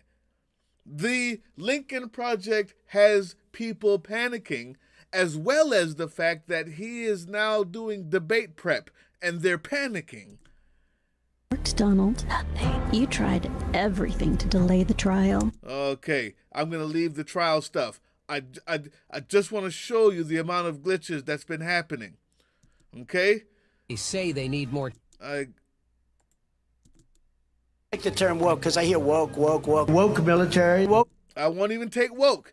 I guess that's too late for that. The most grossly incompetent man in government, the worst president ever of any country. The whole world is laughing at him. He's a fool. A gentleman named Donald J. Trump. Have you heard of him? Executing the baby after birth. Execute the baby. Execute the baby after birth. Turn up here screaming like a lunatic. You cannot call Chris Christie a fat pig. You cannot do that. He's a fat pig because you're not allowed to use the fat word. You know, you can use almost any word, but you can't use the fat word. If you call somebody fat, it's career ending. This is the 45th president of the United States. Let's continue. The Lincoln Project has launched their most devastating attack yet on Trump, sparking a spectacular meltdown from him after viewing their latest barrage of parody ads. I'm ashamed you... No, that's below the belt. If we had more time, I would play it. This, and you turn on the sink and it's very little. I do want to remind everybody, this is the guy that worked with the former Klansman. I will be Donald Trump's most loyal advocate to make sure his nominees go to the Supreme Court. Full of his struggles and ramblings and rantings and mumbling and bumbling and stumbling. You decide. Take a look. They've deliberately surrendered our border to vicious coyotes and drug smugglers. I mean, these drug smugglers, the smuggler, a smuggler! I find it awkward. I find it embarrassing. He's really in the early stages of some kind of senile dementia. I hope they now go and take a look at the oranges of the investigation, the beginnings. It's more than awkward and embarrassing. It's actually dangerous. Having someone with his mental state, to me, it's terrifying. She speaks in rhyme. In rhyme? What do you... Well, the way she talks, the bus will go here and then the bus will go there because that's what buses do. And it's weird. He can't finish a sentence. Anonymous, really anonymous. The man doesn't know where he's going. He doesn't know where the exit is. He's not sure how to get through a speech. Mr. President, you need to sign. Old, outdated, retired, elderly, aging, senile, dementia, slow, confused, idiot, ignorant, sleepy, gaff, bumbling, bad, terrible, disappointing, joke. The team, the Trump team, is panicked. The Trump team is panicked. People on June 27th, is it? Let's take a look. Yeah, next Thursday. Next Thursday, he has a debate with Joe Biden. And don't let them fool you. They told you that he was Sleepy Joe and he was ridiculous until you saw him actually speak at the State of the Union address. If you think that just because he's old and his bones are too brittle to dance at the black party, if you think because he turns slow, because he's old, that somehow he's not Joe Biden. I just found an AI tool called InVideo that can create a faceless channel for you, like this. You've got another thing coming, I believe. I believe it's going to be important for him. The Lincoln Project has launched their most devastating attack. No, that's not the one. Where was it? Yeah, it's his. This glitch was tough. The most recent. I hope I got. All right, guys. So, now this was the other day before the voting in New Hampshire, and Trump ended up winning. It was no. This is too much. I got too many links here, guys. Let's see. Bump that. Let's go to the debate preview. It's all in here. Now, this team is panicking, Laura. Would you be? Yeah. After everything I just showed you, this is the downward. I've been giving you I've been trying to go chronologically. Could be a huge win because they can cherry pick this walk on a plane, this walk to the podium and say he's shuffling, he's feeble. When he's standing mano a mano against Donald Trump, and if he knocks it out of the park like he did the last State of the Union, how could you possibly say this guy can't get a word out? Absolutely. Absolutely. 1,000%, because the American people are going to also come face to face with the fact that Donald Trump is not just old, he's also an idiot, right? And when they see that, they certainly do not want someone as dumb as him and as crazy as him back in the White House. And that's what this debate is going to be all about. It's going to be about... even his own people on his own station are trying to find ways for him to not go to the debate. I know it's getting late, guys. We got about 5 more, maybe 10 more minutes, because I want to tell you about some really cool stuff that Biden is doing great. I don't want to end it with this craziness, but it's important that you know. It's important that you know when you hear people talking about what's going to happen on the 27th, I want you to know what his own team is thinking. I want you to know that they're panicking because they see him in decline. They see him in decline. What's the last one here?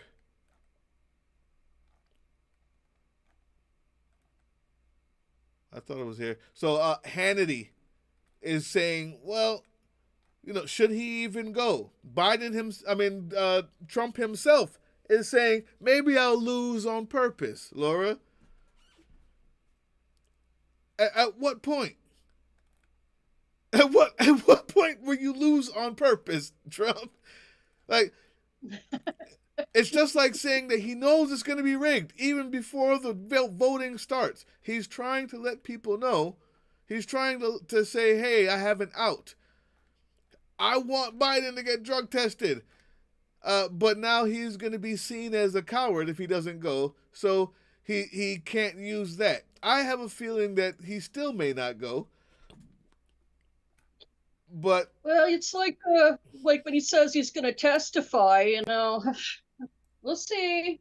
We leave. I want everyone to know, if you can sit through all of the crap that we've been spewing at you and the garbage that we've been shoveling into your face for the past 2 hours.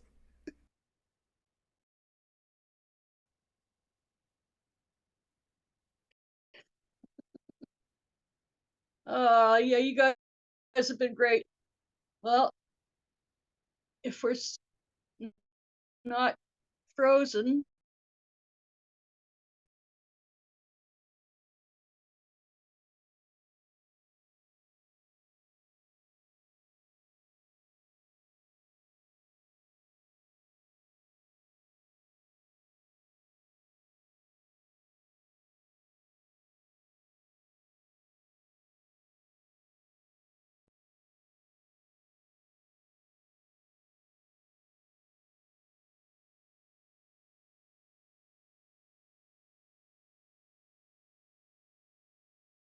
The best way, I think, to beat him. Back? I'm Okay. here. Can you guys hear me? I guess we start with the. Go ahead. It's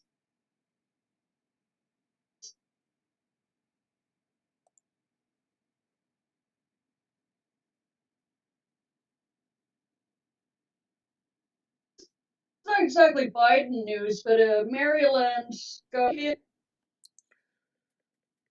I think we're cutting out, my friend.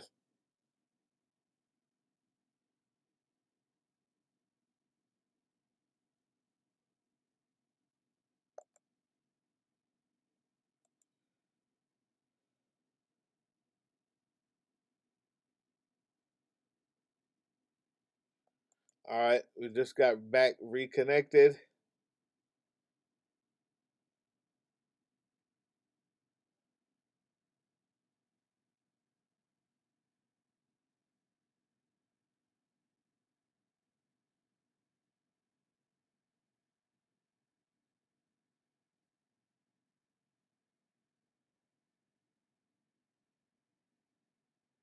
Forget it. This thing is, we've lost. We lost it.